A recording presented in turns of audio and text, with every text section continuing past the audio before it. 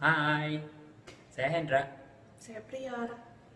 Kami berterima kasih untuk DSID yang membuat sesi Q&A bersama Hendra dan Prior, dan juga untuk teman-teman yang udah kasih pertanyaan. Jadi ada 8 penanya, dan kita akan jawab pertanyaan-pertanyaan itu secara singkat dan berusaha sejelas mungkin. Dimulai dari pertanyaan pertama. Dari Nanda Pradiani. Kak, gimana sih caranya biar kita bisa pas mau jalan itu kita bisa band dulu, Kak? Terus waktu kita tanya lagi, lebih lanjut lagi, rupanya Nanda tuh Seperti kalau saya mau maju, tapi kapalnya tidak mau mundur. Nah, untuk pertanyaan ini tuh kita ada juga pertanyaan yang mirip nih dari Albert Tirta. ya. Kak, aku mau tanya, cara menggerakkan hip supaya ladynya tahu kalau aku mau gerak ke arah yang dituju itu caranya gimana, Kak? Jadi lihat ya, ini pertanyaannya agak mirip, sama-sama pertanyaan tentang koordinasi movement antara partner, antara couple. Sering permasalahan terjadi kan, misalnya seperti ini, saya mau maju, akhirnya terjadi tabrakan di sini ya, antara paha men dengan hip dari partner. Atau seperti pertanyaan Tirta tadi, jadi ada kebingungan antara mennya mau putar kemana, atau maju atau mundur, tidak bisa diikuti dengan baik oleh pasangannya. Oleh karena itu, kita harus lihat gambar yang satu ini, jadi ilustrasi yang cukup jelas buat kita. Nah, di gambar itu kita lihat ya, bahwa ada tiang badan orang dan ada roda di bawah. Kalau untuk dansa ballroom tuh rodanya itu dari telapak kaki sampai selangkangan kita. Kalau kita bergerak menggunakan kaki kita sebagai tuas yang mendorong dari hip ke atas tiang badan kita ini kemanapun pergi, maka kita akan lebih mudah untuk berkoordinasi antara dua orang.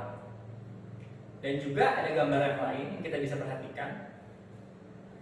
Nah, dari gambar itu kita lihat ya bahwa sumber energi dari telapak kaki men itu naik ke atas, itu tuas ya.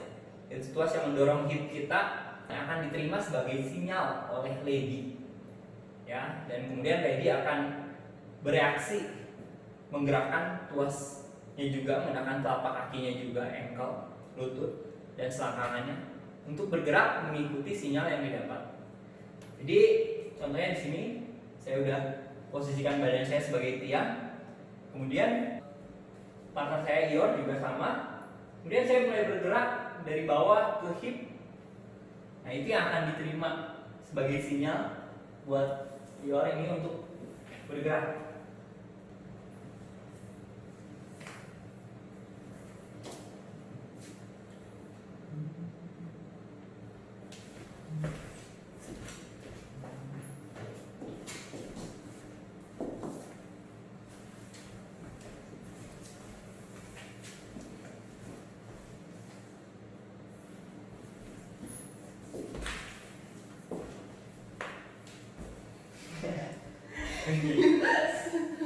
Nah, yang ketiga dari Vindiara ini dari Bali.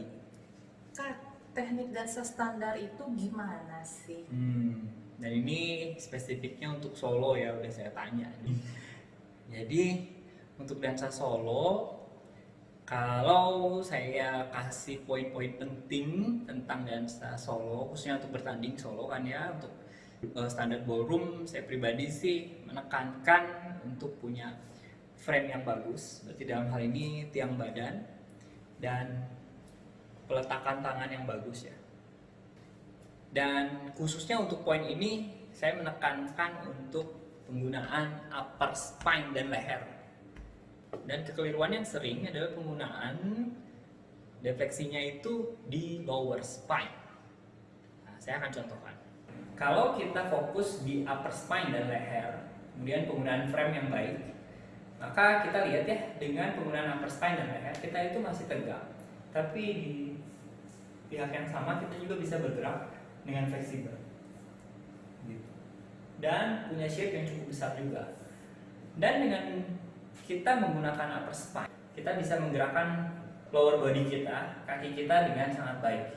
Sementara kalau kita menggunakan lower spine, sesungguhnya kalau kita mulai shape dari lower spine, maka akan sangat sulit sekali untuk bergerak. Oleh karena itu, setelah memiliki frame yang baik, maka kita fokus ke movement. Ya. Bagaimana penggunaan roda seperti yang saya bilang di pertanyaan sebelumnya, itu kita menggunakan tuas yang kuat untuk mendorong tiang badan ini. Kalau kita udah menggunakan upper spine, titik badan yang benar, upper spine dan leher, kemudian kita menggunakan kaki kita dengan baik, maka kita bisa leluasa misalnya untuk melakukan gerakan-gerakan seperti ini.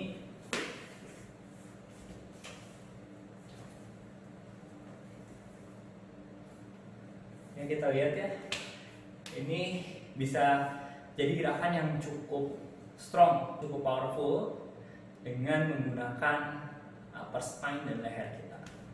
Itu tips saya untuk dansa standar ballroom solo. Pertanyaan keempat dari Dharma dari Bali. Dari Agung Dharma Putra, mau nanya kakak, pas buat gerakan continuous pivot kadang suka pusing, ada tipsnya nggak? Nah, jadi intinya dalam setiap gerakan yang berputar memang kita bisa pusing ya. Karena apa? Karena di telinga kita ini ada organ untuk keseimbangan, namanya aparatus vestibularis. Dan di dalam organ tersebut, di dalam telinga itu ada cairan, dan waktu kita berputar, cairan ini ikut berputar, dan otak kita akan mendeteksi bahwa kita sedang berputar karena cairan yang berputar di dalam aparatus vestibularis. Tapi kemudian ketika kita stop berputar, maka cairan ini tidak langsung serta-merta berhenti berputar, dia masih mengalir, dan ini tetap dideteksi sebagai otak, sebagai putaran. Akibatnya kita merasa dunia yang berputar ya, dan itu mengakibatkan pusing.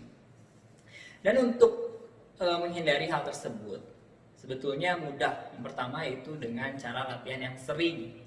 Kalau orang udah misalnya berputar berapa kali ya, sampai kita pernah lihat ya mungkin ya orang yang diputar sampai puluhan kali tapi berhenti tanpa pusing sama sekali, itu karena udah terlatih sehingga otaknya udah terbiasa sekali untuk mendeteksi putaran.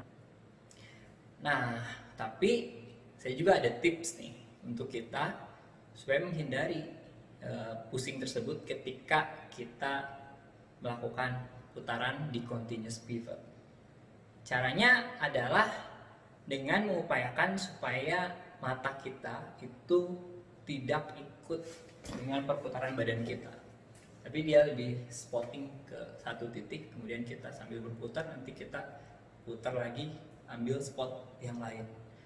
Kami kasih contohnya ya. Waktu saya gerak ke sini, saya spot di titik sini.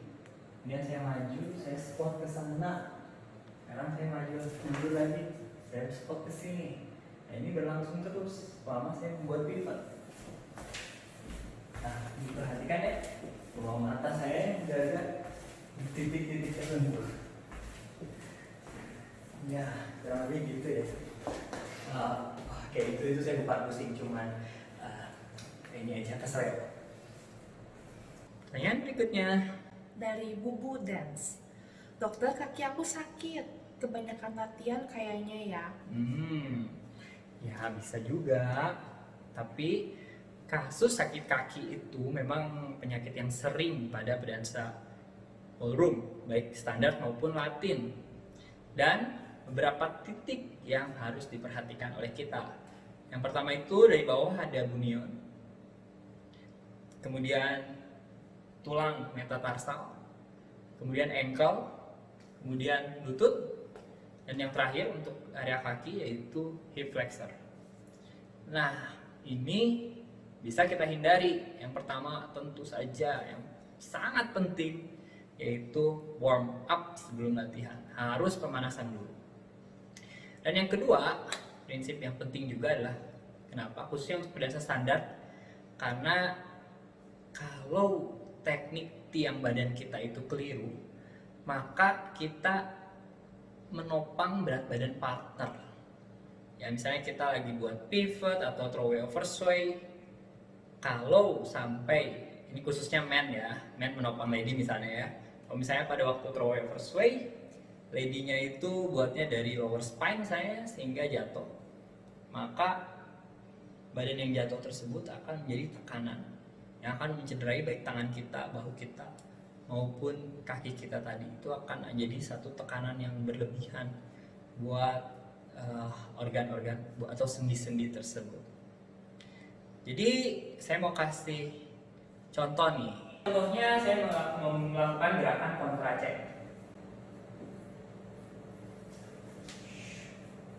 Nah, jadi sebenarnya di sini kami berdua masing-masing berdiri, sama sekali tidak mempengaruhi satu dengan yang lain. Misalnya saya lepas Pior ya. Nah, kita lihat jadi bisa berdiri sendiri ya. Atau gerakan berikutnya throw away or sway.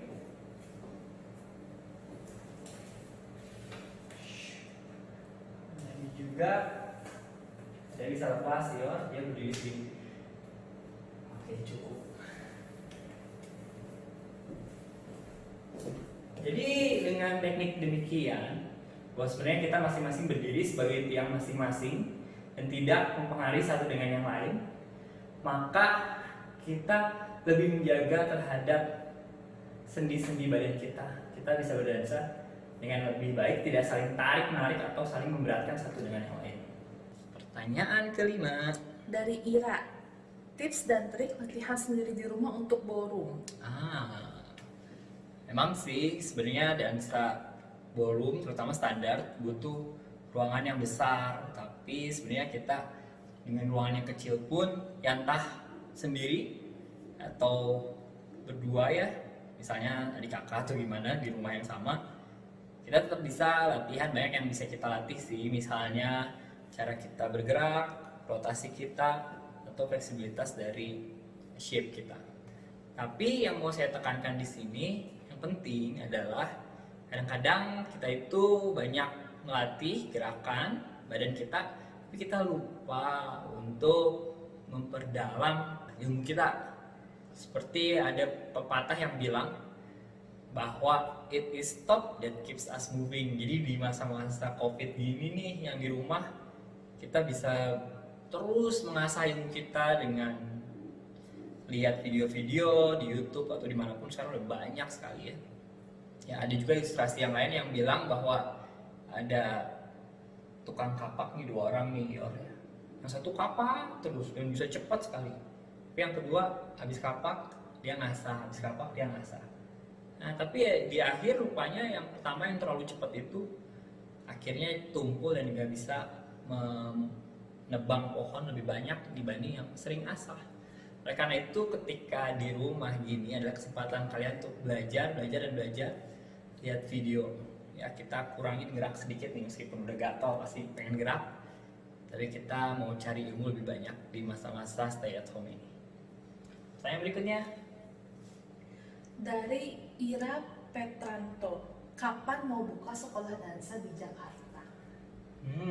Ya udah sih sebenarnya kami udah ngajar juga di Jakarta, tapi masih sesuai panggilan. Jadi bisa dipanggil kemana aja ya pokoknya. Dari ini yang terakhir dari Wirabaya, idealnya latihan dansa seminggu berapa kali ya?